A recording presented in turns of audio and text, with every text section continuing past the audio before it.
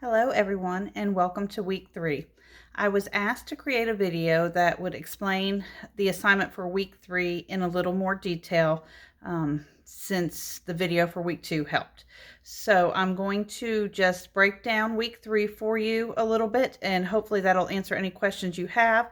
And if not, just message me or email me or text me or call me, however you need to, so that it works well with you. And I will try to answer any questions that you still have. So I'm going to show you my computer screen and go from there. All right, so this week's template, you are on Instructional Design, Topic 3, Instructional Strategies.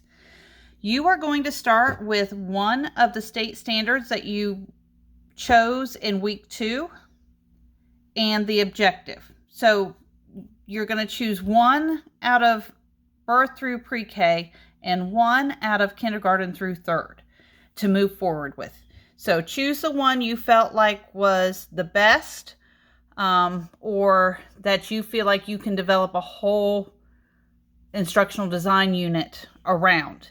Like it has enough meat to it that you're going to be able to create differentiated instruction later on. You're going to be able to create ways to teach it to students who are above grade level, below grade level. You're going to be able to teach it and then do formative assessments, summative assessments. So it needs to be one that you really think you can continue to develop as you go through. So you're going to choose one of your standards from last week, from birth through pre-K, and one of your standards from last week from kindergarten through 3rd. You're going to rewrite the standard there and there.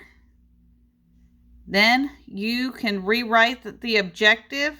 If you felt like the objective was perfect and did not need any modifications, then just copy and paste it. If you feel like you need to make the objective more detailed, or maybe add dates or the level of mastery that you expect, then go ahead and refine it here. This entire instructional design unit is a work in progress. So we may continue to refine the objectives all the way through.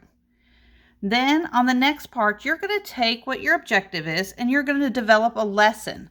And in that lesson, you're going to start by modeling. So if my objective in if it was kindergarten and I want the students to recognize numbers, quantities in sets up to 10, I'm going to model for them how to do this. And I'm going to design a lesson in detail that explains how I'm going to model it. I'm going to, maybe I will say, we will play a game where we roll the dice, and I'll model counting the number cubes. Number cubes is the correct term instead of dice. But I'll model counting those sets and talk about how we use numbers in a set to do many different things. Then guided practice is where I'm going to explain how I'm going to practice with the students. You know, sometimes in 3rd grade, maybe they're working on multiplication, and you're going to do a game or an activity together to help them practice. In pre-K, guided practice would be taking the skill that you've modeled and then maybe doing a small group activity with them, a game or something else, to help them practice with your immediate feedback right there. This is also a time for you to look and see, observe how the students are understanding, and if you need to change your instruction any to help them understand better. So independent practice is going to be where they continue to practice the skill on their own. Many times with young children, we do center activities or even games that they can go out and practice with a peer or a small group or even by themselves. This would be independent practice.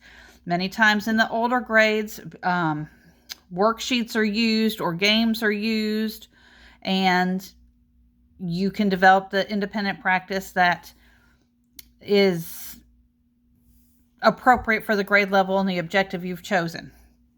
The assessment Now this is going to be, let me just scroll back to your assessment last week. This is your assessment for last week. It needs to match your objective and your standard. So if my objective and my standard was in kindergarten, recognizing sets to 10, groups of number to 10, then my assessment needs to match that. I have to have a clear plan of how I'm going to measure their ability to do that. An example, we've been talking about I do, we do, you do, which is modeling, guided practice, and independent practice. Those are the steps. The assessment is how you're going to measure their ability to do the objective. Think about the example I gave with driving. The assessment is going to be a driving test. When my children learn to drive, they have to pass a driving test before they can get their driver's license. It wouldn't make any sense if they had to show the driver's license place that they could ride a bike. So it has to match specifically to the objective you've created. In the last part is a modeling and guided practice summary, and this is 250 to 500 words. And the reason I stress that is if you will look on your rubrics, let me see if I can pull up the rubric here. If you look on your rubric, and this is a thing you want to notice for all of your classes. If you look in the target scores, they are going to always use words like well-developed,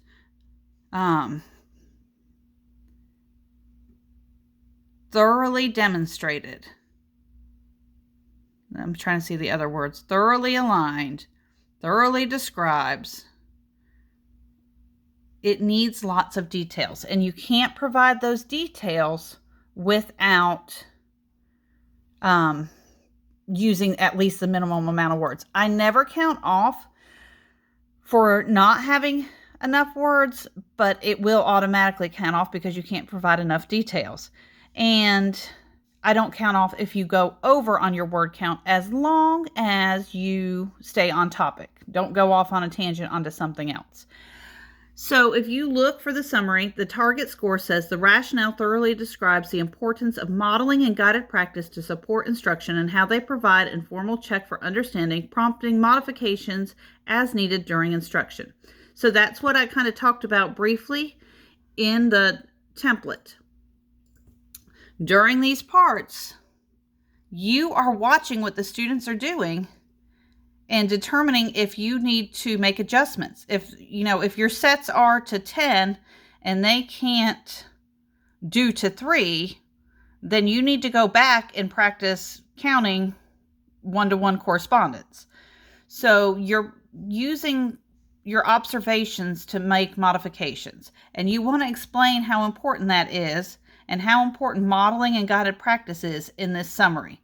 If you, I want to just check one more thing just to make sure I give you the correct information, because sometimes, yes, so 250 to 500 words. And it says support your response with 2 to 3 scholarly resources. You can use websites or articles from the GCU library to help support the information you're sharing in your summary. Research says students who are taught through modeling and guided practice, ... So that's a good place to use your resources. So you'll have your standards, your objectives, the developmentally appropriate modeling, guided practice, and independent practice, and an assessment to ensure alignment. And we may need to revise it as we continue to move forward. So I'm working very hard to get all of your assignment 2 graded so that you can have the feedback to move forward on assignment 3. I'm trying to get them done. Unfortunately, I'm trying to also publish final grades in another course. So I've just kind of been working hard everywhere. So hopefully I'll get everybody's back to them soon. But if you have any questions or any concerns, please just reach out to me. I am here to help you 100%, and I know each of you are going to learn so much in this class.